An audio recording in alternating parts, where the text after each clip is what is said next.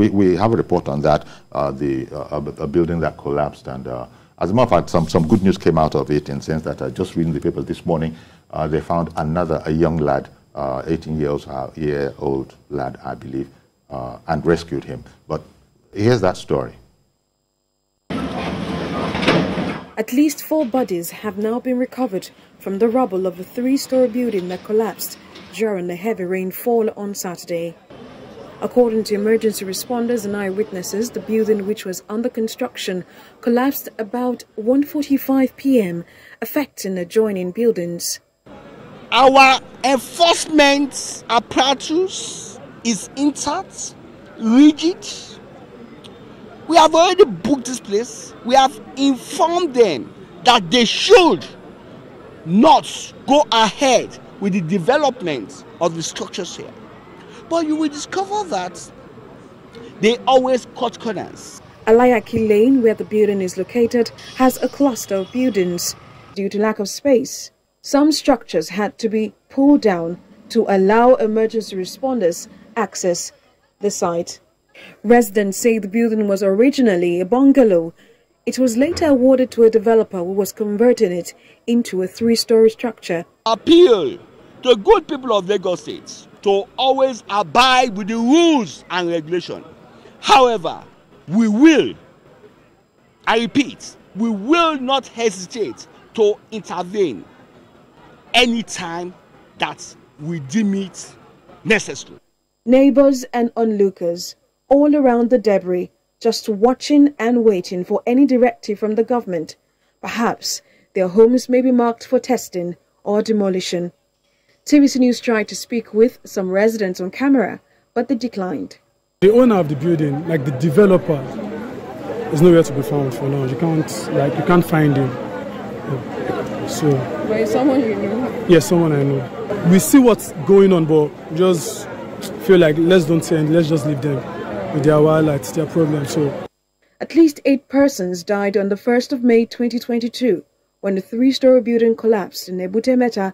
The frantic search for survivors may be over, but the bone of contention remains. What would the government do to distressed buildings that are already marked around the Lagos Island? And will they be able to enforce the already existing building laws in Lagos to avert an incident like this from happening again? Sarah Ayeku, TVC News, Lagos. Very good question.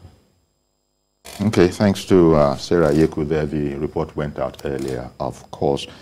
We saw Dr. Femi Okeoso-Intolu, the CEO of LASEMA, there. And but before I continue, good morning, Ada. Thank you for holding on while we were away on break.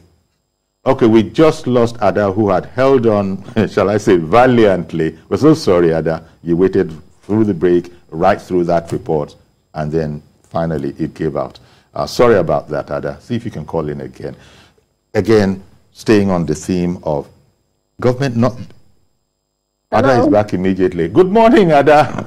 Good morning, Mr. Yoria and Commissioner. It's Ada calling from Jos Plateau State. Thank you for calling. The ban is a welcome development, but if you ask me, let it be a blanket ban. Let it be, not a phase, or whatever he's talking about. Not in 6. All these talk about saying because of elections, I don't buy into that.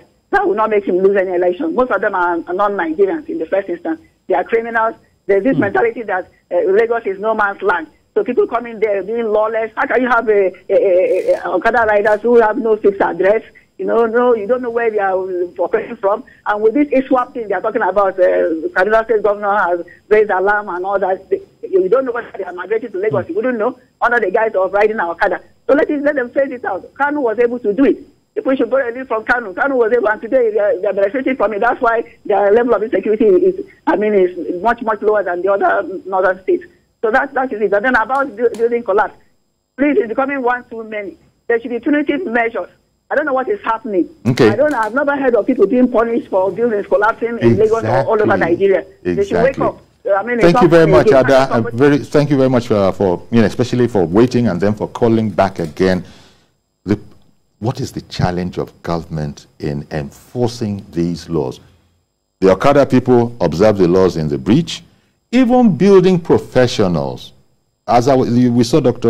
Femi Okeoso-Intolu there, the CEO of LASEMA, telling us that you stop work, they come back in the night, and even at that, how can these things be done? You see, in whatever we are saying concerning implementing a law, we have to look at the human element, enforcing a law. We have to look at the human element.